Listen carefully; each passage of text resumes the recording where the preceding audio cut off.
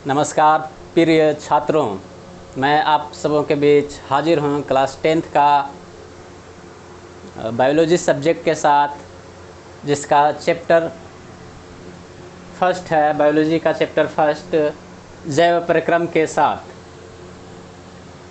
तो चलिए हम लोग शुरू करते हैं आज से बायोलॉजी पढ़ना। और मैं आपको बता दूं, अब से मैं रेगुलर क्लास लूँगा। बायोलॉजी का जितना भी सब्जेक्ट है सभी कवर किया जाएगा, शुरू से लेकर अंत तक कवर किया जाएगा। MCQ करवाया जाएगा, वेरी शॉर्ट टाइप क्वेश्चन करवाया जाएगा, शॉर्ट टाइप क्वेश्चन करवाया जाएगा और लार्ज क्वेश्चन भी करवाया जाएगा, जो सब्जेक्टिव के तौर पे पूछा जाता है। 4 से 5 नंबर में सारा के सारा करवाया जाएगा कवर। साथ ही साथ जो भी बायोलॉजी से बनने वाले जो भी चित्र हैं, सभी चित्र को मैं बनाकर यहाँ बताऊँगा, एक्सप्लेन करूँगा। और जितने भी प्रकार के जो भी डाउट हैं, सारे डाउट आप लोगों के क्लियर किए जाएंगे। शुरू से लेकर अंत तक जो भी डाउट आता है आप लोग शुरू कमेंट करके पूछ सकते हैं, या आप किसी भी माध्यम से, मैं हो सकता हूँ आगे आपको डाउट सोल्व करने के लिए कोई व्हाट्सएप नंबर प्रोवाइड करवा दूँ, जिसके माध्यम से आप पर्सनली मेरे से पूछ सकते हैं कि इस वाले क्वेश्चन में मुझे डाउट है या इस कॉन्सेप्ट पे मुझे डाउट है। तो आप ही मुझे इसे पर्सनली बताएं, मैं आप लोगों को पर्सनली भी बता सकता हूँ, या फिर मैं कोशिश करूँगा कि आपको क्लास में ही कोई डाउट ना रहे। और मैं ये दावे के साथ कह सकता हूँ कि यदि आप इस क्लास को शुरू से लेकर अंत तक देखते हैं तो आपको बायोलॉजी में कोई भी डाउट नहीं रह जाएगा और बोर्ड एग्ज़ाम में आपको full out of full marks मिलने वाला है। बस इतना ही है कि आप शुरू से लेकर अंत तक क्लास ज़रूर देखें। यदि आप शुरू से अंत तक क्लास देखते हैं तो मैं फिर से कहता हूं कि आपको कोई भी नंबर नहीं काट सकता, एक नंबर भी नहीं काट सकता, आपको पूरे में पूरे मार्क्स मिलेंगे। और मैं आपको बताऊं कि अगर आपको किसी भी तरह का कोई भी डाउट होता है तो आप मुझसे कमेंट के माध्यम से आप अपना डाउट ज़रूर पूछें, क्योंकि आप लोग वीडियो देखते बहुत हैं, मेरे वीडियो को लाइक भी बहुत करते हैं, बट आप कमेंट नहीं कर पाते हैं या कमेंट आप नहीं करते हैं, जिसकी वजह से मैं ये नहीं समझ पाता कि आप लोगों को समझ में आया या नहीं। कोई भी अगर डाउट रह जाता है, किसी भी तरह का कोई डाउट है, तो आप कमेंट में ज़रूर पूछें। चलिए शुरू करते हैं चैप्टर को। चैप्टर का नाम है जैव प्रक्रम। ये बायोलॉजी का सबसे मोस्ट इम्पॉर्टेंट चैप्टर है। इस वाले चैप्टर से अधिकांश क्वेश्चन बोर्ड एग्ज़ाम में पूछा जाता है। ऑलमोस्ट 40 to 50% क्वेश्चन इसी चैप्टर से होते हैं। इसमें very short type question, short type question and large question, सारे क्वेश्चन इस वाले चैप्टर से हर एक वर्ष पूछे ही जाते हैं। और MCQ भी पूछा जाता है। मैं इस चैप्टर को इस तरीके से, मैं पूरे बायोलॉजी को इस तरीके से पढ़ाने वाला हूँ कि पहले मैं हर एक टॉपिक को कंप्लीट करवाऊँगा, फिर उससे बनने वाले सारे MCQ क्लास में ही सोल्व करवाऊँगा, और अंत में सभी का आपको नोट्स भी प्रोवाइड करवाऊँगा। तो किसी भी तरह का कोई भी डाउट नहीं रहने वाला है। बस आप क्लास में धैर्य बनाए रखें, शुरू से लेकर अंत तक अवश्य देखें। इतनी ही सी शर्त है। अब इन्हीं शर्तों के साथ अगर आप क्लास में टिके रहते हैं, क्लास में बने रहते हैं शुरू से अंत तक, तो आपको नंबर फुल में फुल आने वाला है। चलिए हम लोग देखते हैं जैव प्रक्रम। चैप्टर का नाम जैव प्रक्रम है, और जैव प्रक्रम ये दो शब्दों से मिलकर बना है, जैव और प्रक्रम। जैव का क्या मतलब है? जैव का मतलब है सजीव, यानी कि जीव से संबंधित है ये जैव वर्ड। और प्रक्रम मतलब प्रक्रियाएं। तो सजीवों में होने वाले सभी प्रक्रियाओं को ही जैव प्रक्रम कहा जाता है। बात समझ में नहीं आया होगा अभी, मैं इसे एक्सप्लेन करूंगा फिर से, आपको घबराने की आवश्यकता नहीं है। ये तो मैंने सिर्फ इसका परिचय, वर्ड कैसे बना है, सिर्फ इसका परिचय दिया था। इसका अगर हम लोग इसका अगर डेफिनेशन का बात करें, परिभाषा का, कि जैव प्रक्रम का परिभाषा क्या होगा, तो इसका परिभाषा होगा वे सभी प्रक्रम जो सम्मिलित रूप से अनुरक्षण का कार्य करते हैं जैव प्रक्रम कहलाते हैं। ये परिभाषा रहा कि वे सभी प्रक्रम, सभी मतलब सभी के सभी जितने भी प्रक्रम होते हैं, प्रक्रम मतलब प्रक्रियाएं, जो सम्मिलित रूप से एक साथ सभी को मिलाकर एक साथ, जो हमेशा सम्मिलित साथ साथ चलते हुए सम्मिलित रूप से अनुरक्षण का कार्य करते हैं, या मिलजुल कर अनुरक्षण का कार्य करते हैं। अनुरक्षण का कार्य करते हैं मतलब रख रखाव का कार्य करते हैं। रख रखाव मतलब मेंटेनेंस का, या कह लें कि सर्विसिंग का कार्य करते हैं। जैसे बाइक का हम लोग सर्विसिंग करवाते हैं, तो वैसे ही हमारे शरीर में भी क्या होता है, सर्विसिंग होते रहता है शरीर का।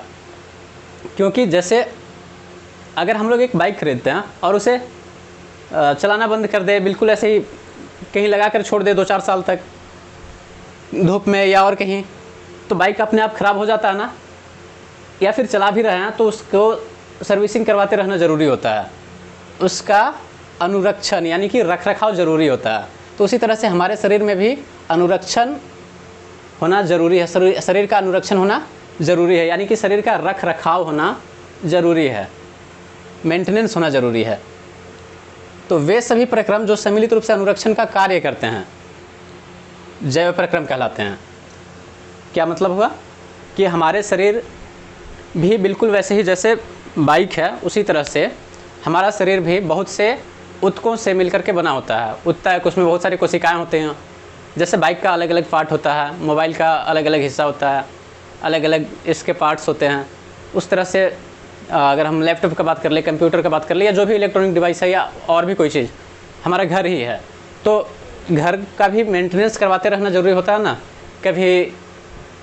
कभी दीवार पुताई करवाना हो जाता है, कभी प्लस्तरा करवाना हो जाता है, कहीं कभी दरवाज़ा टूट गया तो दरवाज़ा लगवाना होता है, विंडो का शीशा फूट गया, उसको मेंटेनेंस करवाना ज़रूरी होता है।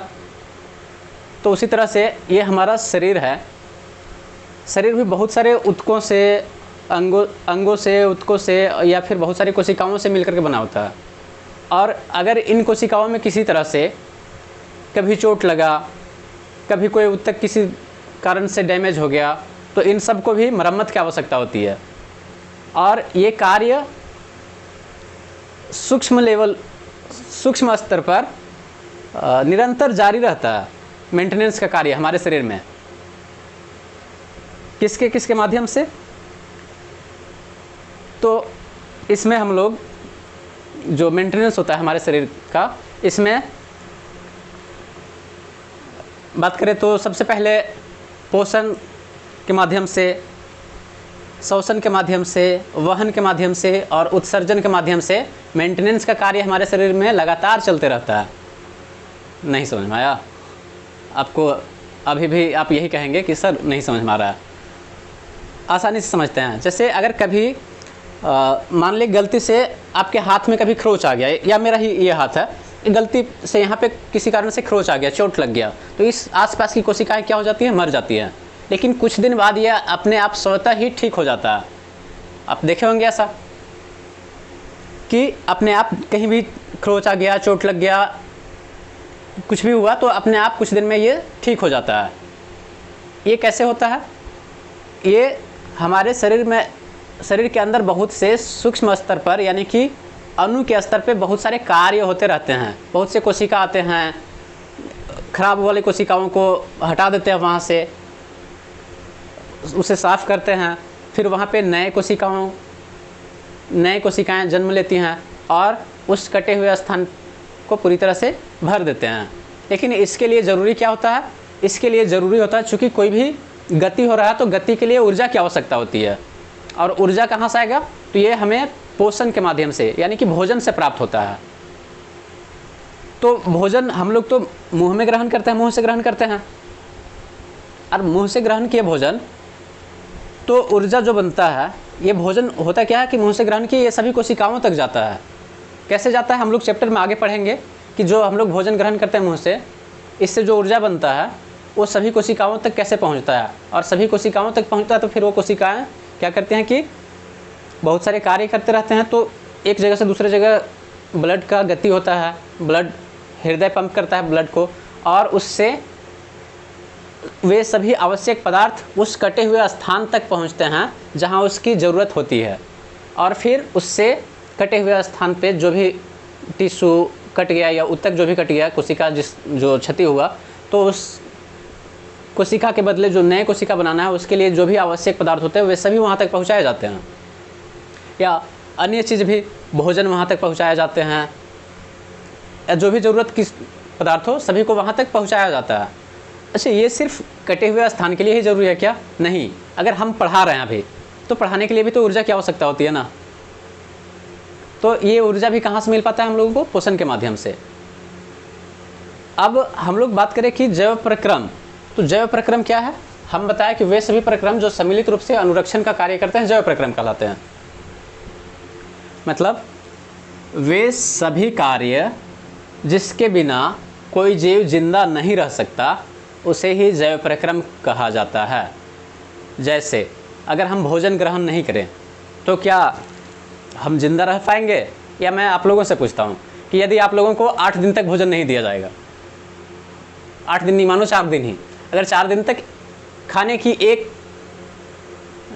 टुकड़ा खाने की रोटी का एक टुकड़ा ना दिया जाए, या फिर कोई भी चीज़ खाने के लिए कुछ भी ना दिया जाए 8 दिनों तक या 4 दिनों तक, तो क्या आप जिंदा रह पाएंगे? आप कहेंगे नहीं सर। ये पहला चीज़ हुआ कि भोजन ज़रूरी है, जीवित रहने के लिए भोजन ज़रूरी है। दूसरा चीज़, अगर आप सांस लेना बंद कर दे, एग्जाम्पल के लिए आधे घंटे के लिए अगर आप सांस ना लेंगे, मैं कहूँ कि आप आधे घंटे के लिए सांस लेना बंद कर दो, चलो आधे घंटा ज़्यादा हो गया, 30 सेकंड के लिए ही, तो क्या आप जिंदा रह पाएंगे? सर ऐसा 30 सेकंड भी काफ़ी है मरने के लिए, मतलब 30 सेकंड तक अगर सांस ना लूँ, श्वसन ना करूँ, तो भी मैं मर सकता हूँ। इसके बाद वहन क्या होता है कि वहन क्या होता है? जैसे हमारा शरीर है, शरीर में ब्लड एक जगह से दूसरे जगह तक जाता है। मैं यहाँ से बात करता हूँ, यहाँ जो भी ब्लड है, ये ब्लड ना सर्कुलेट होकर के यहाँ से धीरे धीरे होकर के हमारे हृदय तक आता है, और हृदय से फिर यहाँ पे ब्लड का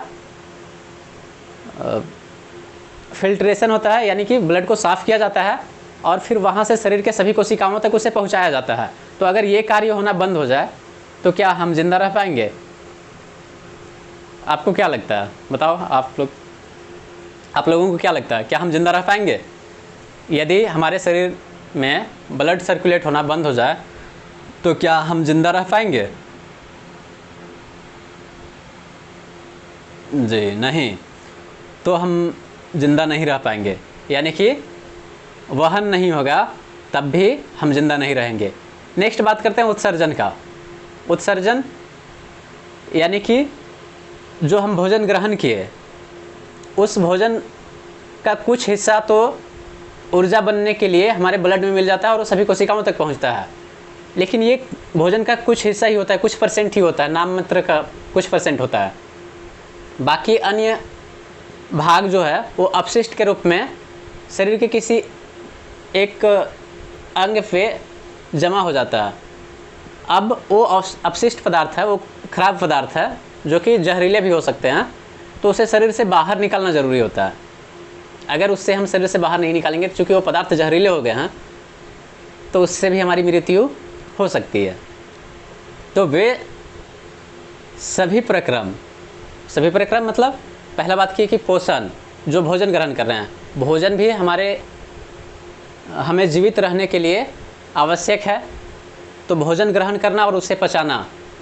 दूसरी चीज़, ये पहली चीज़ बताया। दूसरी चीज़ श्वसन भी हमें ज़िंदा रहने के लिए आवश्यक है, तो श्वसन भी जैव प्रक्रम का ही एक हिस्सा हुआ। पोषण और श्वसन दो हो गया। वहन, ब्लड को एक जगह से दूसरे जगह जाना, रक्त को एक जगह से दूसरे जगह जाना, ये भी जैव प्रक्रम का ही एक हिस्सा है। और अंतिम उत्सर्जन, यानी कि अलग अलग पदार्थों को शरीर के एक हिस्से से दूसरे शरीर के अंदर से बाहर निकालना भी क्या है? जैव प्रक्रम का एक हिस्सा है और सभी को अलग अलग ना बोल करके एक शब्द में बोले तो इसे ही हम लोग जैव प्रक्रम कहते हैं। यानी कि वे सभी कार्य जिसके बिना कोई जीव जिंदा नहीं रह सकता, उन्हीं कार्यों को जैव प्रक्रम कहा जाता है। और ये कार्य कौन कौन से हैं, यानी कि मुख्य जैव प्रक्रम कौन कौन से हैं? तो मुख्य जैव प्रक्रम, चलिए इसे हम लोग देखते हैं। मुख्य जैव प्रक्रम कौन कौन से हैं? मैंने अभी बता चुका हूँ कि मुख्य जैव प्रक्रम में पहला अगर बात करें तो ये है पोषण,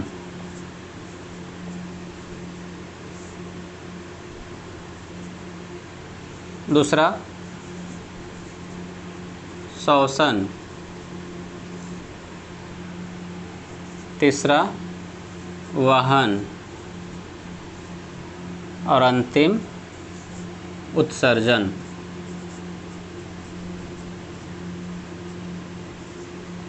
ये सभी के सभी क्या है? जैव प्रक्रम है। इन सब के बिना हम जिंदा या कोई भी जीव जिंदा नहीं रह सकता, इसलिए ये सभी जैव प्रक्रम हैं। अब इसमें से हम लोग पहला बात करते हैं। अच्छा, मैं इससे आगे आपसे कुछ पूछना चाहता हूँ कि जैसे मैं अगर आपसे पूछूं कि सूंघना या सुनना ये जैव प्रक्रम है क्या? देखना ये जैव प्रक्रम होगा क्या? आप अपना आंसर कमेंट बॉक्स में ज़रूर बताएं। देखना ये जैव प्रक्रम का हिस्सा नहीं है, क्योंकि हम इसे कंट्रोल करके रख सकते हैं। हम चाहे तो देखें या फिर नहीं देखें, आंख बंद करके भी रहें, 2 दिन 4 दिन 8 दिन 10 दिन रहे, कोई प्रभाव नहीं पड़ने वाला है, हम जीवित जरूर रहेंगे। इसलिए जैव प्रक्रम का ये हिस्सा नहीं है। देखना जैव प्रक्रम का हिस्सा नहीं है, सूंघना जैव प्रक्रम का हिस्सा नहीं है। भोजन का पचना ये जैव प्रक्रम का हिस्सा होगा या नहीं होगा? आप कमेंट बॉक्स में बताओ। भोजन का पचना जैव प्रक्रम है, क्योंकि भोजन नहीं पचेगा तो हमें ऊर्जा नहीं मिल पाएगा, श्वसन नहीं होगा, ऊर्जा नहीं मिल पाएगा। ऊर्जा नहीं मिल पाएगा तो हमारे शरीर के अंदर कोई भी कार्य नहीं हो पाएगा। कोई भी कार्य नहीं हो पाएगा तो हम जिंदा नहीं रह पाएंगे, और जिंदा नहीं रह पाएंगे मतलब ये जैव प्रक्रम का ही हिस्सा है। वे सभी कार्य जिसके बिना हम जिंदा नहीं रह सकते, सभी के सभी को जैव प्रक्रम ही कहा जाता है, यानी कि जैव प्रक्रम का ही हिस्सा है सब। इसमें पहला जो हम लोग का है पोषण, हमारा जो चैप्टर है जैव प्रक्रम, ये स्टार्ट ही पोषण से होता है। ये पोषण क्या होता है? पोषण क्या होता है अगर आप लोग कोई बता सकते हैं तो अच्छी बात है, अगर कहीं से आप पढ़े हैं तो अच्छी बात है, नहीं तो मैं एक लाइन में इसे बताऊंगा कि पोषण क्या होता है। फिलहाल आप इसे बताने का प्रयास करें।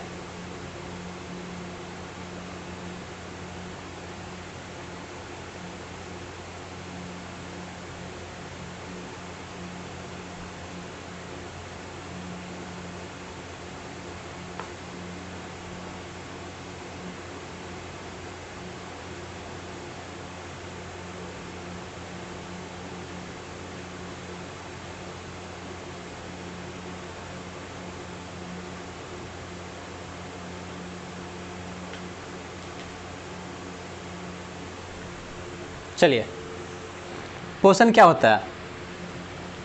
तो हम लोग जानते हैं पोषण, अभी सिर्फ इसका परिभाषा हम लोग यहाँ पढ़ेंगे, डिटेल्स में हम लोग को आगे पढ़ना है। इससे आगे भोजन ग्रहण करना और कोशिकीय आवश्यकता अनुसार उसका उपयोग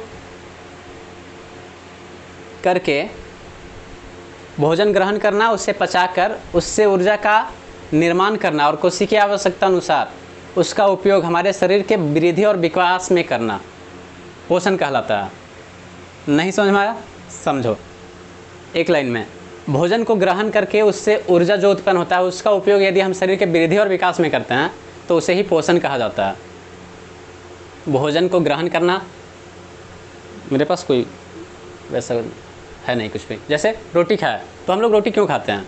भोजन ग्रहण करते हैं, उससे ऊर्जा उत्पन्न होता है और उस ऊर्जा का उपयोग कहाँ होता है?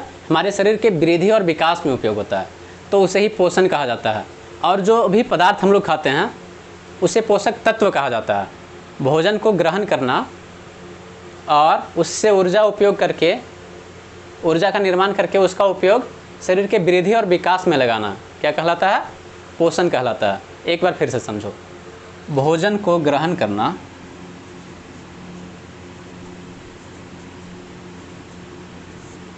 भोजन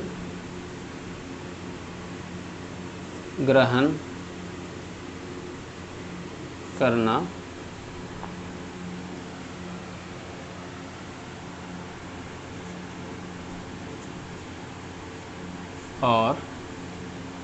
करना और उससे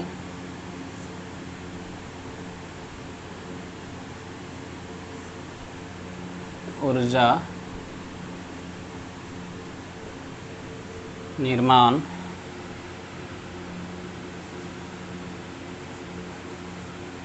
करके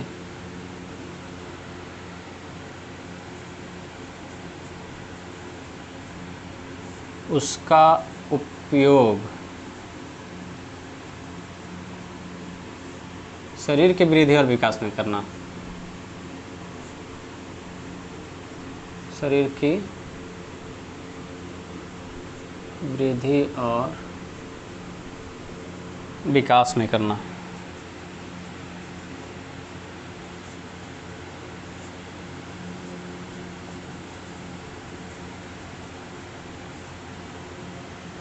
करना ही क्या कहलाता है? पोषण कहलाता है।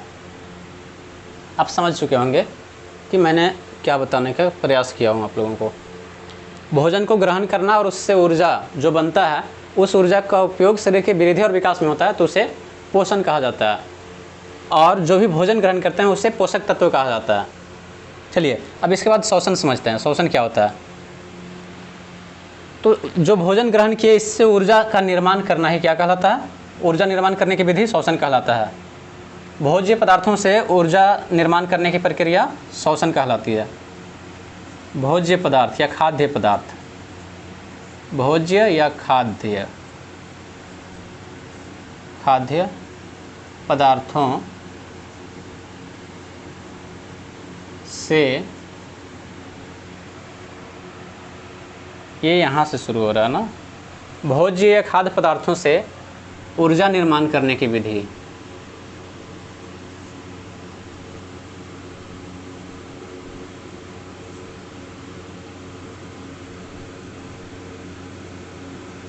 करने की विधि या प्रक्रिया को क्या कहा जाता है?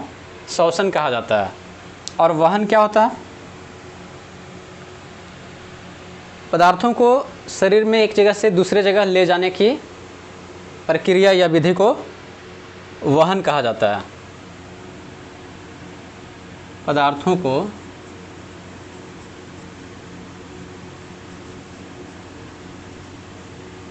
एक स्थान से दूसरे स्थान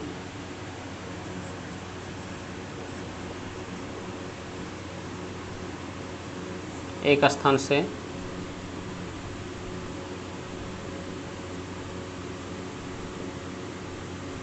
दूसरे स्थान में लाने या ले जाने की विधि को ही वहन कहा जाता है।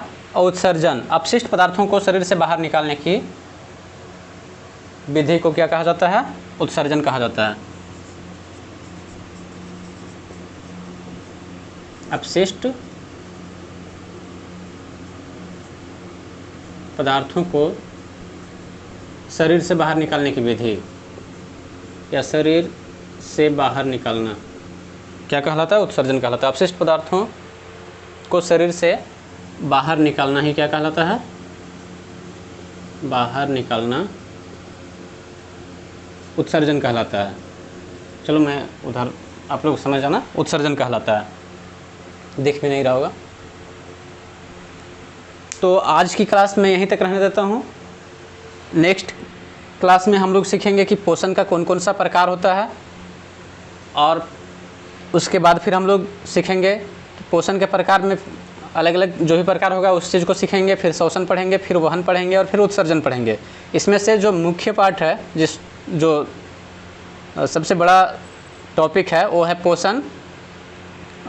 पोषण ही अधिकांश पार्ट है इस चैप्टर का। पोषण के बारे में ही ठीक से जानना है, फिर श्वसन है, फिर वहन है और उत्सर्जन है, इन सब के बारे में भी पढ़ना है। बट ज़्यादातर क्वेश्चन इस वाले टॉपिक से पूछा जाता है, पोषण से। तो उम्मीद करता हूँ कि आप लोगों को यहाँ तक का क्लास बिल्कुल अच्छा से समझ में आया होगा, और यदि क्लास अच्छा लगा हो तो आप अगले क्लास में भी कंटिन्यू बने रहिएगा। इतना ही बोलकर आज की क्लास को मैं समाप्त करता हूँ। धन्यवाद। और यदि क्लास अच्छी लगती है तो अपने दोस्तों से इसे ज़रूर शेयर कर दिया करें, और कमेंट करके ज़रूर बताया करें यदि किसी भी तरह की कोई डाउट है, क्लास में कोई कन्फ्यूजन रह गया, कोई डाउट रह गया तो ज़रूर पूछा करें। धन्यवाद।